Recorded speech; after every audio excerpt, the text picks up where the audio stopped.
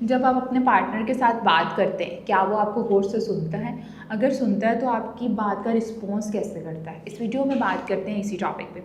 अस्सलाम वालेकुम, this is me फतीहा Ashraf. आज इस टॉपिक पे बात कर रहे हैं वो है कम्युनिकेशन के हवाले से। जब आप अपने पार्टनर के साथ जो है वो सेक्सुअल कम्युनिकेशन करते हैं या किसी भी हवाले से अपनी डिज़ायर को उसके साथ शेयर करते हैं तो उसका रिस्पॉन्स कैसा होता है? समटाइम बहुत से जो पेशेंट हैं वो इसी बात की कंप्लेन करते हैं कि मैं अपनी बंदी के साथ अगर कोई भी बात शेयर करूँ तो उसका रिस्पॉन्स जो है बिल्कुल ब्लैंक होता है, कोई भी रिस्पॉन्स जो है वो नहीं देती। ये सबसे बड़ा जो है वो ड्रॉबैक है किसी भी रिलेशनशिप का। इसके लिए फ़र्स्ट ऑफ़ ऑल ये ज़रूरी है कि एक्टिव लिसनर, आपका पार्टनर क्या कह रहा है सबसे पहले उसको सुने, उसको समझे, उसको अंडरस्टैंड करें।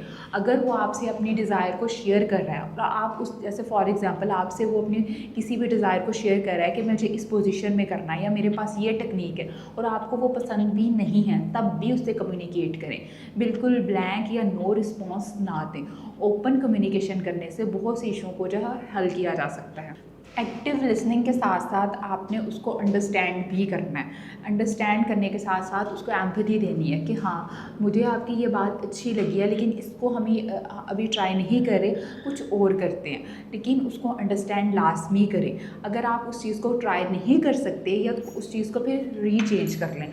सामने वाले पार्टनर को भी चाहिए कि वो दूसरे पार्टनर की जो है वो थॉट्स की रिस्पेक्ट करे।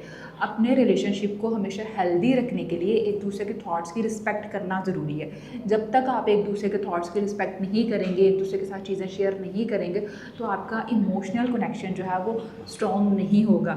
हमेशा एक बात याद रखें, आपको सेक्चुअली नहीं इमोशनली स्ट्रॉन्ग होना ज़रूरी है। जब आप इमोशनली स्ट्रॉन्ग होते हैं तब आपकी सेक्चुअल लाइफ खुद ब खुद बेहतर हो जाती है। उम्मीद करती हूँ ये वीडियो आपके लिए इन्फॉर्मेटिव होगी। Thank you so much.